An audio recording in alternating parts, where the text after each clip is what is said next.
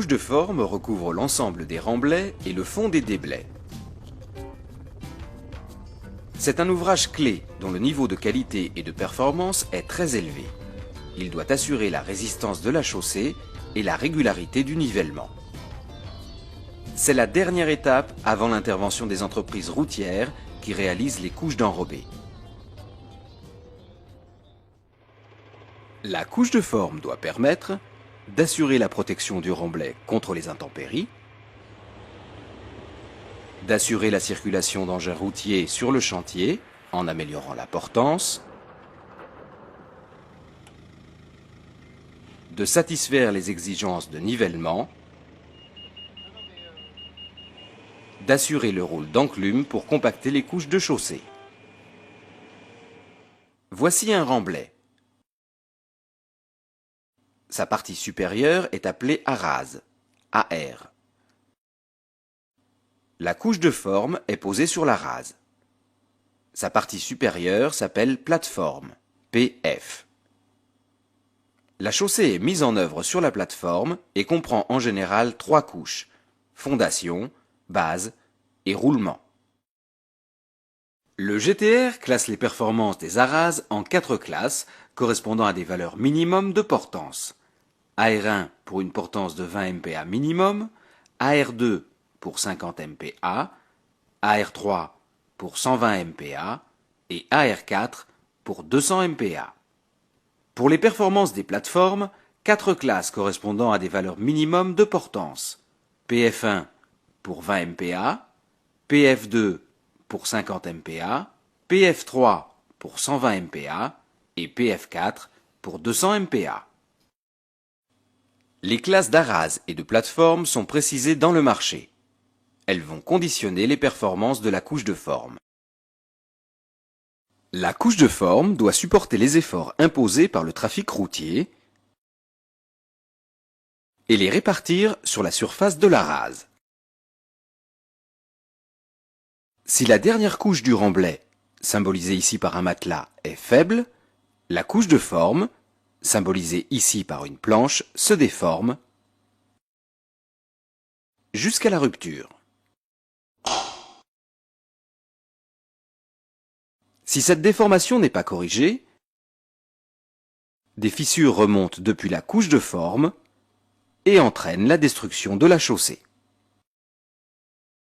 Le terrassier dispose de 3 améliorations potentielles pour éviter impérativement cette déformation.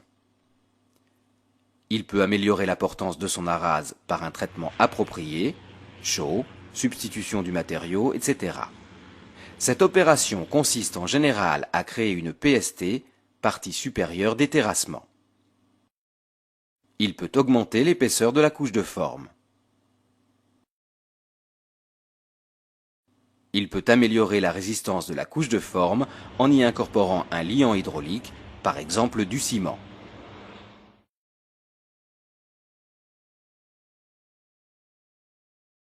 Connaissant les performances imposées par le marché, d'une part de la rase, ici AR2 égale 50 MPa, et d'autre part de la classe de plateforme, ici PF3 égale 120 MPa, l'entreprise doit arrêter les caractéristiques de la couche de forme.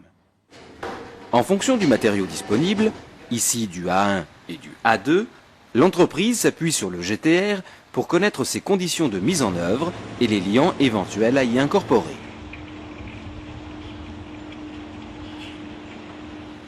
Une série d'essais en laboratoire spécialisé lui permet de connaître la classe mécanique du matériau traité.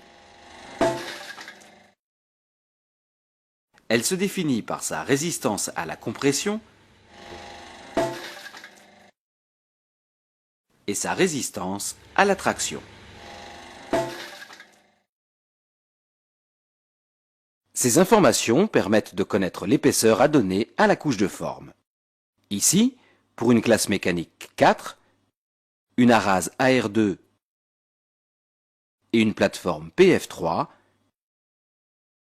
l'épaisseur à donner à la couche de forme est de 30 cm.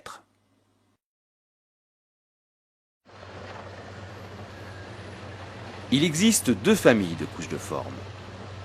Les couches de forme en matériaux non traités, généralement des graves, Les couches de forme en matériaux traités, généralement des sols fins. Le traitement peut être réalisé en place ou en centrale.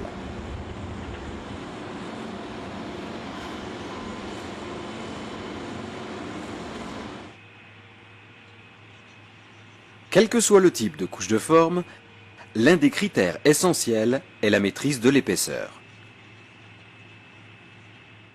Elle dépend du niveau de la rase et de celui de la plateforme. Ici, l'épaisseur est de 40 cm. Le client impose le respect d'une tolérance altimétrique pour la rase et pour la plateforme. Ici, plus ou moins 3 cm pour la rase et plus ou moins 2 cm pour la plateforme. Si la rase se situe en partie haute de la tolérance et la plateforme en partie basse, l'épaisseur de la couche de forme, ici 35 cm, est réduite au minimum de sa résistance. Dans le cas inverse, si la rase se situe en partie basse de la tolérance et la plateforme en limite supérieure, l'épaisseur est de 45 cm. L'entreprise est pénalisée par la mise en œuvre de matériaux supplémentaires. La réception altimétrique de la rase est assurée par le géomètre. Le laboratoire contrôle les portances. La conformité de la rase étant établie, le maître d'œuvre peut lever le point d'arrêt et permettre la réalisation de la couche de forme.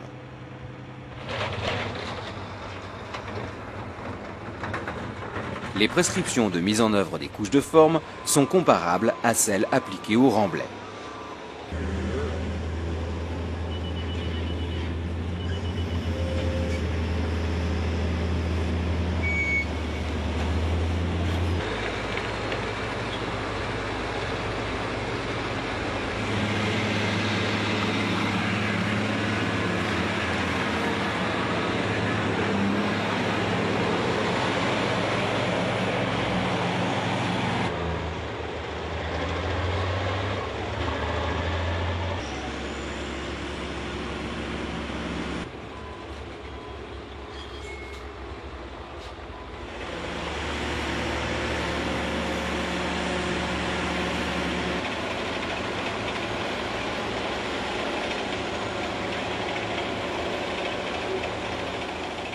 Néanmoins, des précautions supplémentaires sont à prendre. L'un des critères essentiels est la maîtrise de l'épaisseur.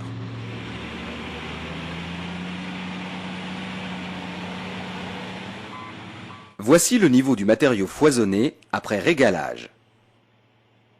Voici le niveau à obtenir après compactage.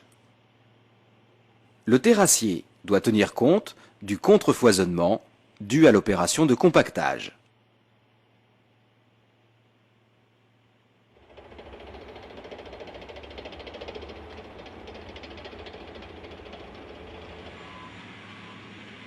Voici le niveau après compactage et le niveau théorique de la plateforme.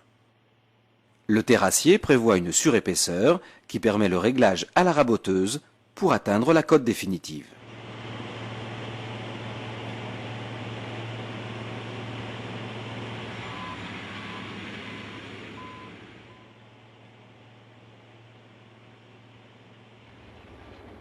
Deux techniques de réglage sont pratiquées. Le réglage à la niveleuse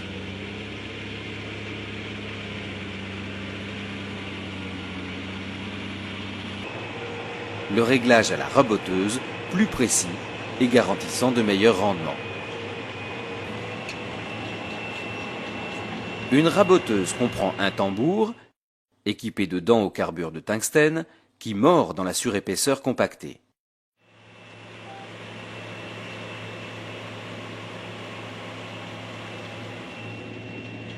Le matériau ainsi raboté est récupéré et évacué par le camion suiveur.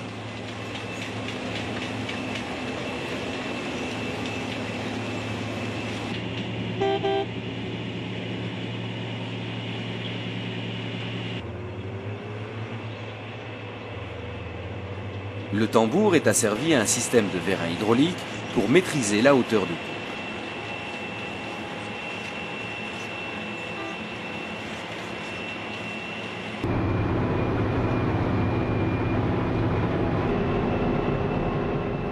À partir d'un plan virtuel, décrit par le laser et capté par les deux prismes, le tambour est automatiquement positionné à la cote.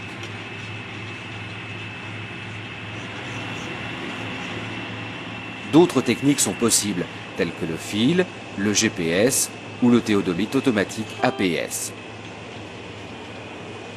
Après réglage, la couche de forme est réceptionnée en nivellement et portance. Après réception, la plateforme est protégée par un enduit bitumineux gravillonné. Celui-ci isole la couche de forme des intempéries et permet le trafic du chantier. Le maître d'œuvre fait passer l'APL pour vérifier la qualité de l'uni de surface et valider la conformité de la couche de forme. À ce stade, le terrassier peut passer le relais à l'entreprise routière et se consacre à ses finitions de fin de chantier.